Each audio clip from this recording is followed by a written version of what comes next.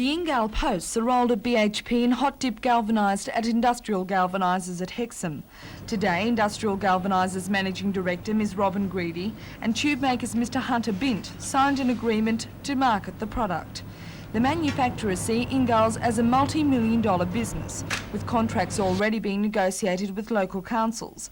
But in order to market the product nationally, Industrial Galvanisers needed help, and that's where Tube Makers' distribution section stepped in with its 63 outlets around the country, as the company's Newcastle section manager Mr Hunter Bint explains.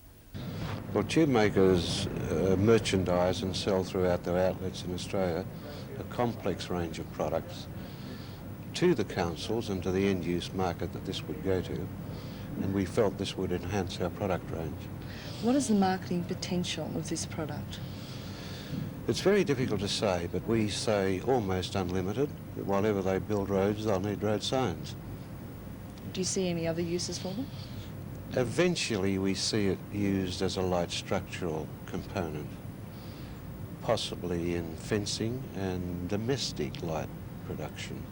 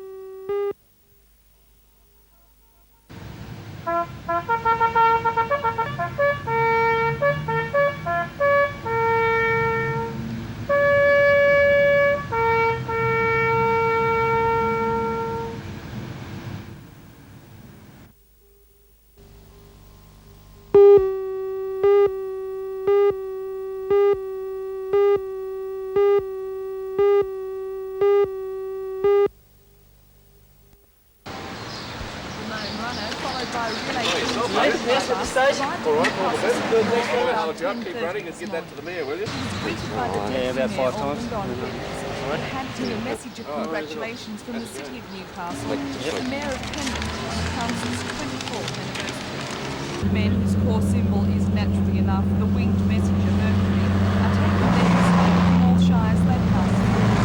But that's not the real reason for the squadron's 284-kilometre run. Squadron running from Nelson Bay to Penrith. Well, as part of our physical efficiency program, we're trying to keep fit. At the same time, expending a lot of energy like this, it's appropriate that we try and do something for charity. And so, even though we're running, we're being sponsored by the business community in Penrith and other Army units. And the money which we've raised through this sponsorship will go to our local charity, which is Cherrywood Village Foundation for the Disabled.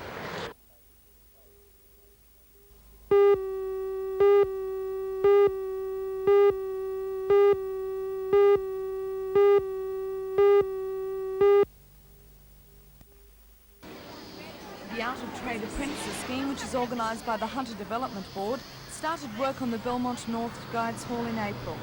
It was the 16 apprentice bricklayers and carpenters' first project under the scheme, though many have been completed since its inception. The scheme allows the retrenched apprentices to complete their indentures under skilled tradesmen.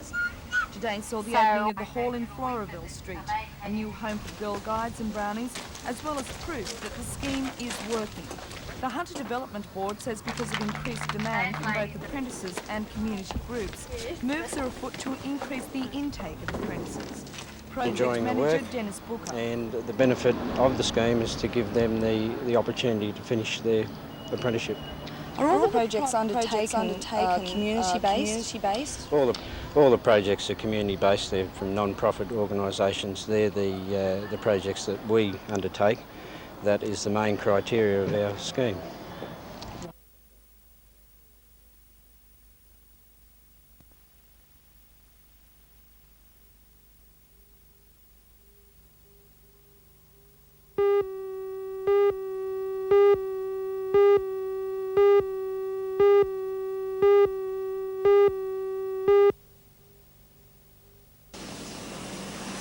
Four stations from Tighes Hill, Newcastle, Carrington and Waratah were called to the CSR plant at Mayfield at 10:45 this morning.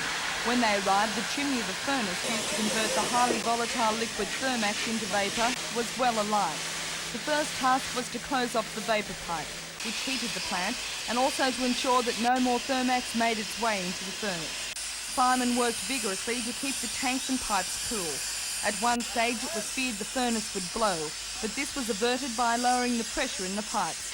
After 15 minutes, the firemen were informed that the chemical was toxic, and so breathing apparatus had to be used. Company officials were called in and the situation was brought under control. The emergency was caused by a puncture in the gas line.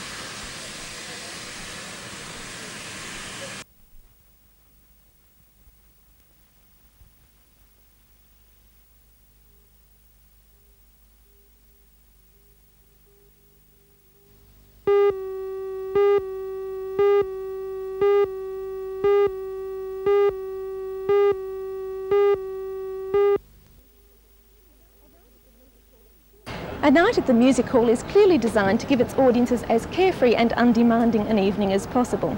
The stage is well located so everyone can see clearly. The food, while it wasn't spectacular, was perfectly adequate and accompanied by excellent service, and the show itself was presented with a great deal of showmanship. The first half is a variety bill full of songs, skits and sing-alongs. The 5 performers, Ken Coleman, Leanne, Lynn Newell, Brendan Collitz and Kim Anthony, performed with a great deal of gusto and had a strong rapport with the audience. The second half was a mini melodrama, full of hisses and boos for the villain and hoorays for the heroine. And again, the material wasn't as important as the close audience contact. Now this show isn't really the good old days. While it's billed as good, clean fun, it does have a great deal of sexual innuendo. However, it was carried off with good humour and wasn't particularly offensive. Through the show, I got the feeling that the company that's producing it, the Newcastle Music Hall Theatre Company, knows exactly what audience it's going for and provides for it very astutely indeed.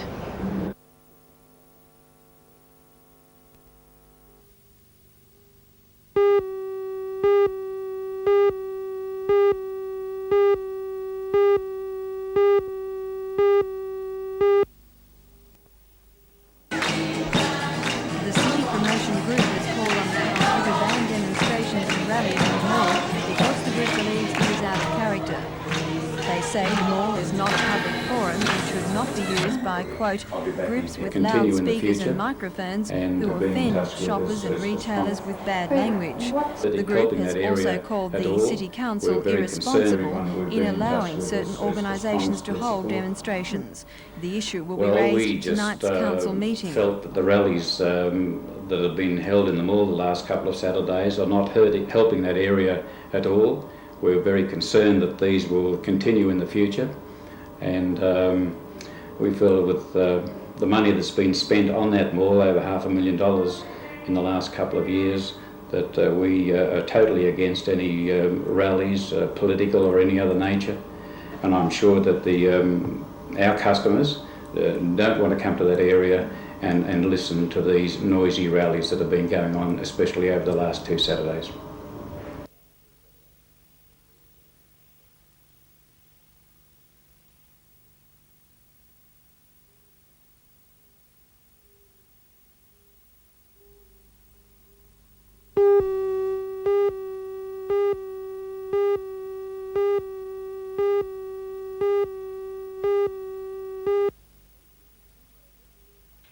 Women were arrested at the Pine Gap base yesterday during wild confrontations with police when some 200 of their colleagues stormed the security gates, ripping them from their hinges and breaking through a police cordon.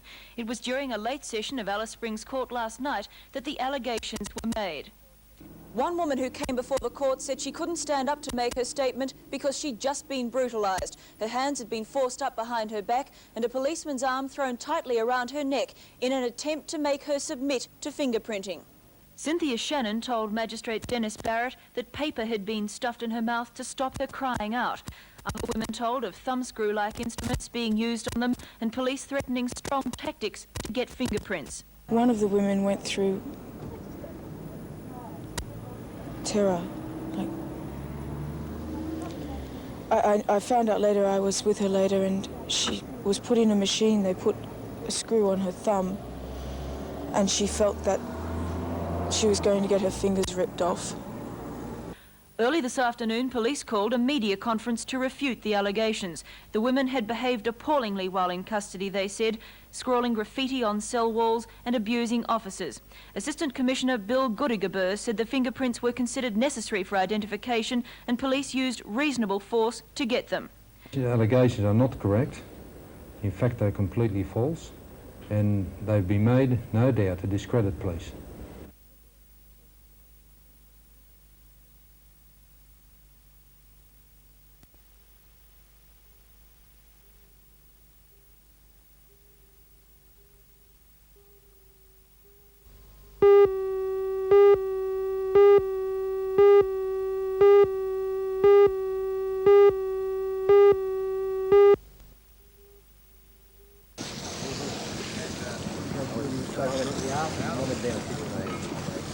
The opening race of the South Pacific Championship was sailed this morning and provided an outstanding start.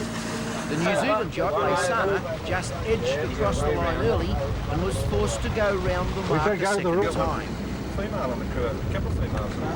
The wind was fluky from the south and most of the boats arrived within seconds of the first mark, creating sailing tactics at their most demanding. In the long run, the race was over time and was abandoned. That race was rerun, and after a battle royal, the Kiwi Leisana won by half a boat length from John Church's The Sweeney, skippered by former skiff champion John Moore. 2 boat lengths away was the Michaelis brothers' Ali Baba, with Olympian Tim Owens at the helm. Another lake boat, the Harley Marks Quo Vadis, finished 4th. Kiwi boat Amnesty, who loves it to blow, finished next and will be praying for a change in the weather. The second race is now underway. The series continues tomorrow and Sunday. All their boats come over on ship transport. Yeah, two of them.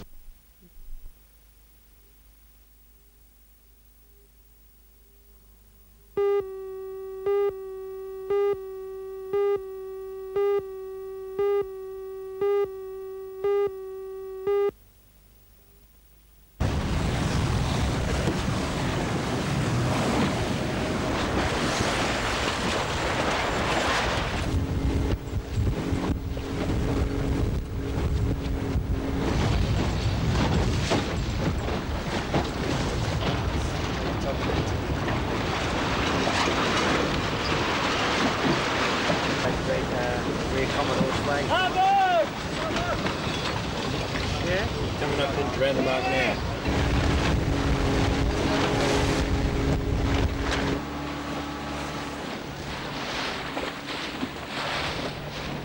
The club is they've got to use it to start the races. That's the only boat we've got.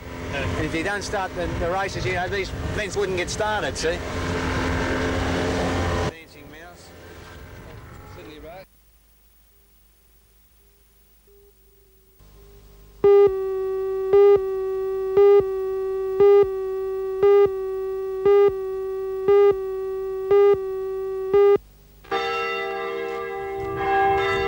Since the turn of the century, the impressive Anglican cathedral has dominated Newcastle's skyline.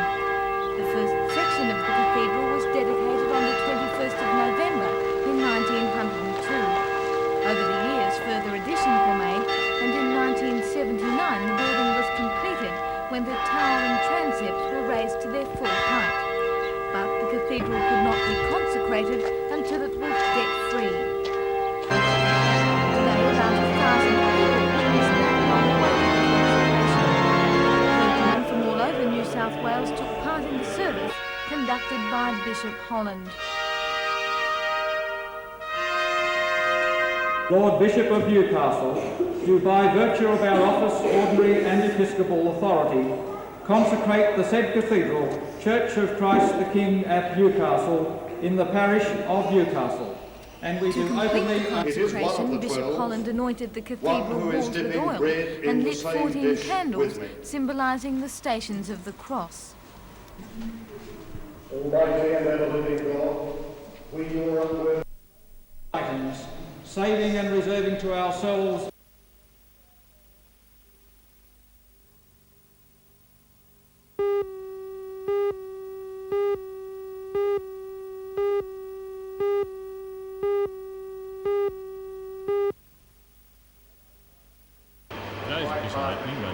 Premier was one which many Central Coast residents will welcome. Over the years, there have been many instances of evil-smelling water issuing from household taps in the area.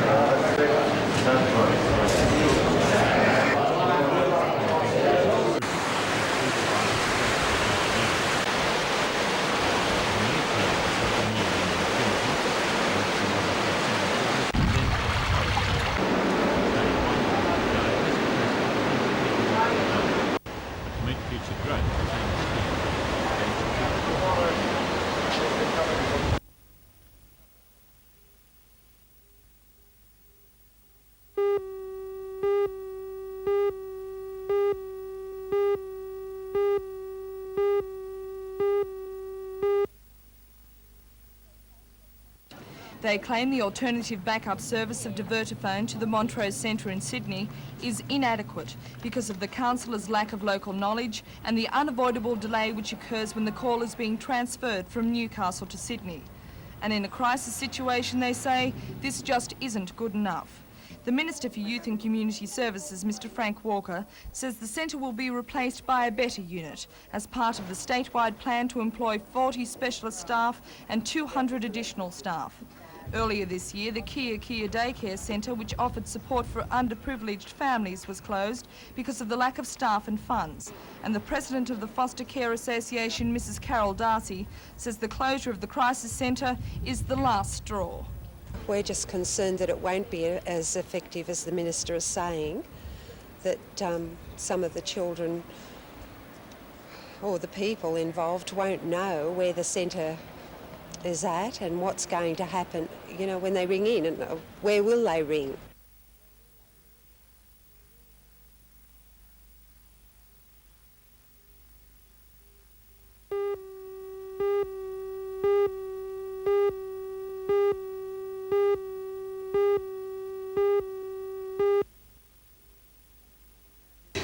Flynn is a champion decathlete who swept all before him in schools competition in New South Wales this year. The award was made by Marie Dawn on behalf of one of the sponsors, the United Permanent Building Society, in the presence of his mother and sister and Jasmine High Masters. He is now in line for the finals, which carries record prize money of $5,000. We're all very proud of you. I'd say my ultimate ambition would be to make the Olympic Games team, not the 84 team, but maybe the Seoul team in 88.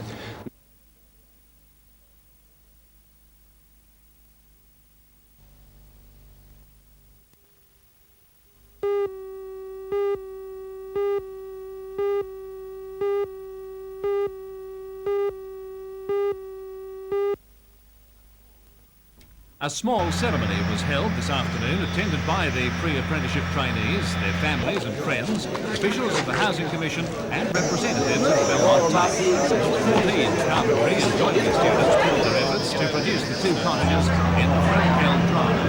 They were divided into two teams, one with 7 boys, the other 6 boys and a girl, and each team constructed one of the dwellings. They were backed up by pre-apprenticeship electrical tradesmen and plumbers, and subcontractors were engaged in other things like bricklaying and painting. Work started in March and continued for 2 days a week for the rest of the year. All told, the TAFE scheme has produced 36 cottages over 9 years, with today's being the 3rd and 4th by Belmont students. Another 2 are planned for next year at Caves Beach. The principal of Belmont Technical College, Mr Ken Field, summed up his feelings about the scheme. Whilst it's not a new concept, it's been in operation in TAFE for about 8 years. I think it's the most exciting thing that we do.